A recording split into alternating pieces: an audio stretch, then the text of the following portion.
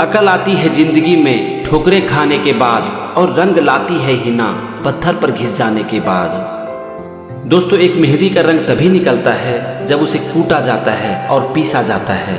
ठीक इसी तरह एक इंसान का जो असली पोटेंशियल है ना, वो तभी बाहर निकलता है जबकि वो ठोकरें खाता है और चुनौतियों का सामना करता है। मतलब कि अगर हमें सफलता चाहिए ना, तो हमें ठोकरों का इंतजार करना पड़ेगा। और जिंदगी की यही ठोकरें हमारे इम्यून सिस्टम को स्ट्रॉन्ग कर देती है। आज से 5 साल, 10 साल या फिर 20 साल बाद आप किस तरह के इंसान बनेंगे, ये बहुत हद तक इस बात पर निर्भर करेगा कि आपने जिंदगी में कितनी ठोकरें खाई है और कितनी चुनौतियों का सामना किया है। इसीलिए जब भी आपकी जिंदगी में कोई भी चुनौतियां आए ना, तो समझ जाओ कि ये जिंदगी आपको ललकार रही है, आपसे कह रही है कि बेटा, अगर हिम्मत है तो मुझसे लड़ो, मेरा सामना करो, क्योंकि मैं तुम्हें अंदर से इतना मजबूत बना दूंगा कि फिर कभी भी कोई भी तुम्हें छूने की हिम्मत तक नहीं कर पाएगा। अब इसी से जुड़ी सबसे पहले हम एक कहानी सुनते हैं। एक छोटा सा बच्चा गर्मियों की छुट्टी में अपने दादाजी के घर पर घूमने जाता है।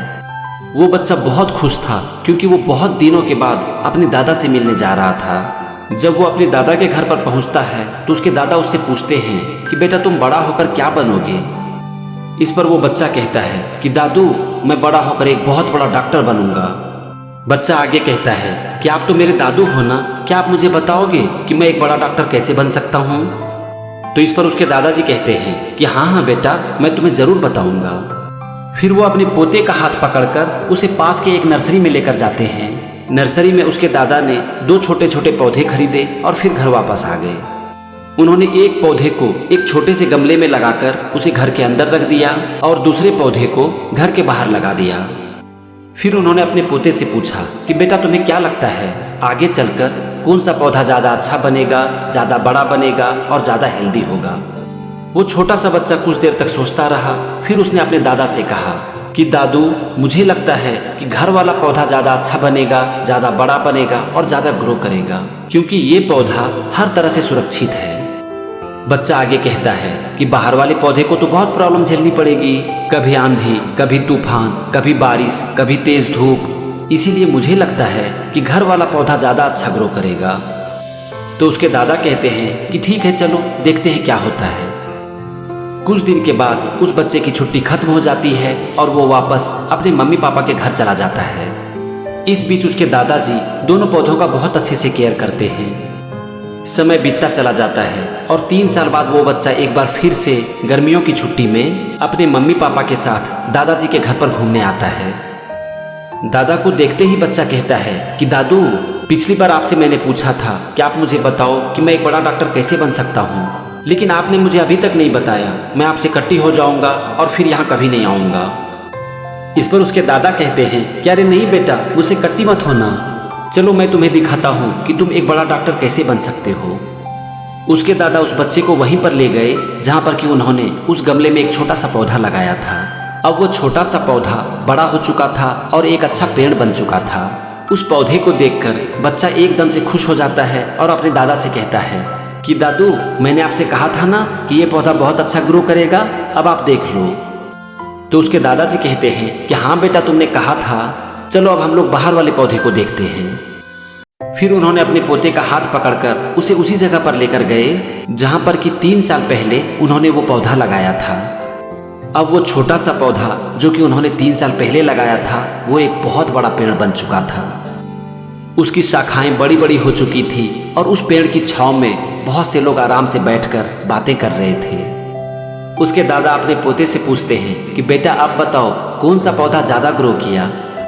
तो बच्चा कहता है कि दादू, ये बाहर वाला पौधा तो ज्यादा ग्रो किया, लेकिन ये कैसे पॉसिबल हो पाया। बाहर तो ना जाने उसे कितनी प्रॉब्लम झेलनी पड़ी होगी, लेकिन बावजूद इसके ये इतना बड़ा पेड़ बन गया। तो इस पर उसके दादा प्यार से समझाते हुए अपने पोते से कहते हैं कि बेटा, मैं तुम्हें यही सिखाना चाहता था। तुम अपनी लाइफ में जितने चैलेंजेस फेस करोगे, जितनी प्रॉब्लम फेस करोगे, जितना उससे लड़ोगे, उसे हराओगे, तुम उतना ही ग्रो करोगे और बड़ा आदमी बनोगे। दादाजी ने आगे कहा कि बेटा, एक बात को याद रखना कि सेफ ऑप्शन को चुन के तुम उतना ग्रो नहीं कर पाओगे जितना कि तुम चैलेंजेस को फेस करके करोगे। इसीलिए बेटा, ठोकरों से कभी मत घबराना, क्योंकि जिंदगी की ठोकरें खाकर ही तुम एक बड़ा आदमी बन सकते हो।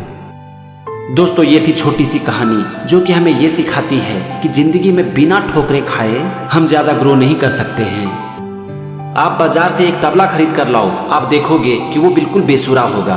आप देखोगे कि वो जो तबला वाला होता है वो पहले तबले को अच्छे से ठोकता है, तब जाकर तबले से मस्त ध्वनि निकलती है। अगर आप चुनौतियों का सामना करने के लिए तैयार हो ना, तो ये जिंदगी आपको बहुत कुछ देती है। इसीलिए जब भी आप किसी भी काम को करना शुरू करते हो और अगर आपके रास्ते में चैलेंजेस आनी शुरू हो जाती है, तो समझ जाओ कि आप बिल्कुल सही रास्ते पर चल रहे हो और आपकी सफलता की यात्रा शुरू हो चुकी है। एक पत्थर की जब मूर्ति बनाई जाती है तो उसे कितनी चोटें खानी पड़ती है, लेकिन वही पत्थर जब एक मूर्ति बन जाती है तो लाखों लोग उसके सामने हाथ जोड़कर लाइन लगाकर खड़े रहते हैं, उस मूर्ति पर फूल चढ़ाते हैं और उसकी अर्चना करते हैं। दोस्तों जब जिंदगी में हमें ठोकरें लगती है ना, तो उस समय हमारा दिमाग चलना शुरू होता है और उसके बाद हम प्लानिंग करते हैं और सोच पाते हैं कि आगे क्या करना है।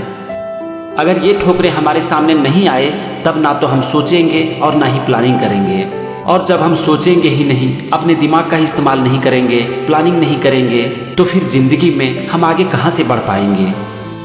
ठोकरें खाने के बाद चाणक्य ने क्या किया, अब मैं इसके बारे में आपको बताता हूँ।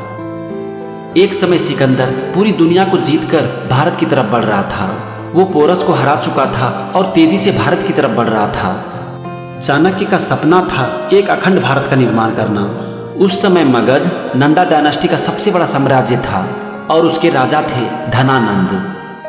चाणक्य पहुंच गए राजा धनानंद के पास और उन्होंने उनसे कहा कि सिकंदर भारत की तरफ आगे बढ़ रहा है, क्यों ना हम सब मिलकर सिकंदर के खिलाफ तैयारी करना शुरू करें।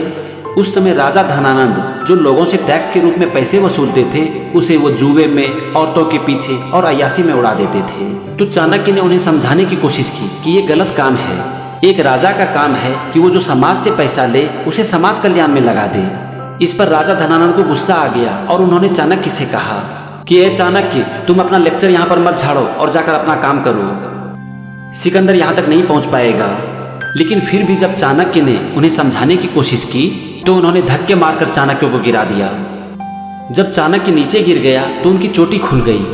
इस पर राजा धनानंद ने कहा कि चाणक्य, तुम अपने काम से मतलब रखो, नहीं तो तुम्हारी चोटी कटवा दूंगा। चाणक्य ने ठोकरें खाई और उसे बहुत गुस्सा आ गया और उसी समय उन्होंने एक संकल्प लिया कि जब तक तुम्हारे साम्राज्य को मैं उखाड़ कर नहीं फेंक दूंगा तब तक मैं चोटी नहीं बांधूंगा। अब इसके बाद चाणक्य ने चंद्रगुप्त मौर्य को तैयार करना शुरू किया और अपनी सूझबूझ से सिकंदर को भारत में घुसने ही नहीं दिया। अब यहाँ पर चाणक्य का कॉन्फिडेंस एकदम से आसमान छूने लगा और उनको लगी एक दूसरी ठोकरें। इन्होंने अपनी छोटी सेना को लेकर मगध के ऊपर हमला कर दिया और उस युद्ध में उन्हें मुंह की खानी पड़ी। किसी तरह चाणक्य चंद्रगुप्त मौर्य के साथ वहां से जान बचाकर वापस भागे। अब देखो, इस दुनिया में ना दो तरह के इंसान होते हैं। एक वो होते हैं जो कि ठोकरों के सामने घुटने टेक देते हैं और हार मान लेते हैं, और दूसरे वो होते हैं कि जब भी उन्हें ठोकरें लगती है तो उनका दिमाग चलना शुरू हो जाता है, क्योंकि वो किसी भी हालत में हार मानने के लिए तैयार नहीं होते। और चाणक्य ये दूसरी कैटेगरी वाले आदमी थे। चाणक्य चंद्रगुप्त मौर्य के साथ जब भाग रहे थे तो वो एक झोपड़ी के पास जाकर छिप गए। झोपड़ी के अंदर उन्होंने देखा कि एक माँ अपने बच्चे के लिए खिचड़ी बना रही थी। माँ ने बच्चे को खिचड़ी खाने के लिए थाली में दी और वो बच्चा जैसे ही थाली के अंदर हाथ डाला उसका हाथ जल गया। इस पर बच्चे की माँ ने बच्चे को डांटते हुए कहा कि तू चाणक्य की तरह मूर्ख है क्या? अगर तू खिचड़ी के अंदर हाथ डालेगा तो तेरा हाथ तो जलेगा ही। खिचड़ी को सबसे पहले साइड से खाया जाता है, परिधि से, चारों तरफ से। अगर तुम गरम खिचड़ी को आराम से खाओगे, कोने कोने से खाओगे, तब तुम्हारा हाथ नहीं जलेगा। यह सुनते ही चाणक्य का बुद्धि एकदम से जाग उठा। उन्हें एहसास हुआ कि उन्होंने क्या गलती की थी। उन्होंने शुरू में ही मगध के बीच में हमला कर दिया था, जबकि उन्हें हमला करनी चाहिए थी चारों तरफ से, साइड से। वो उस घर के अंदर घुस गया और बच्चे की माँ से हाथ जोड़कर कहा कि माता, तुमने आज मुझे बहुत बड़ी शिक्षा दी है और मेरी आंखें खोल दी है। इसके बाद चाणक्य ने पूरी तैयारी की, बहुत सी स्ट्रैटेजी बनाई और एक दिन नंदा डायनेस्टी को जड़ से उखाड़ कर फेंक दिया। यहाँ पर चाणक्य के बारे में मैंने आपको बहुत शॉर्ट तरीके में बताया, नहीं तो वीडियो बहुत लंबा हो जाता। लेकिन अगर आप इनके बारे में स्टडी करोगे ना तो आपको पता चल जाएगा कि नंदा डायनेस्टी को हराने के लिए इन्होंने कितनी प्लानिंग की और कितनी स्ट्रैटेजी बनाई। और ये सब कुछ हो पाया जब चाणक्य को ठोकरें लगी। अगर चाणक्य को वो ठोकरें नहीं लगती तो चाणक्य वो स्ट्रैटेजी कभी नहीं बना पाते जो कि उन्होंने बनाया, और फिर चाणक्य कभी चाणक्य नहीं कहलाते, हम उन्हें कभी याद नहीं करते। दोस्तों, आप अपनी लाइफ में जब भी चुनौतियों का सामना करते हो और उसे लगातार करते हो ना, तो फिर आपको सफलता के पीछे भागना नहीं पड़ता है। एक दिन सफलता आपके चौखट पर आकर खड़ी हो जाती है और वो आपको इस तरह से पकड़ लेती है कि फिर जिंदगी भर वो आपको कभी छोड़ती नहीं है। इस दुनिया में हर बच्चा अपनी माँ की पेट से पैदा होकर ही बाहर आता है, लेकिन किसी की सफलता इस बात पर निर्भर नहीं करती कि उसको जीवन में कितनी अपॉर्चुनिटी मिली है। सफलता तो इस बात पर निर्भर करती है कि किसमें जीत की भूख होती है और कौन मैदान छोड़ने के लिए तैयार नहीं होता है। तो फ्रेंड्स, अगर सफलता चाहते हो ना तो ठोकरें खाने के लिए तैयार हो जाओ। और किसी ने क्या खूब कहा है, सरफरोशी की तमन्ना अब हमारे दिल में है, देखना है जोर कितना बाजुएं कातिल में है।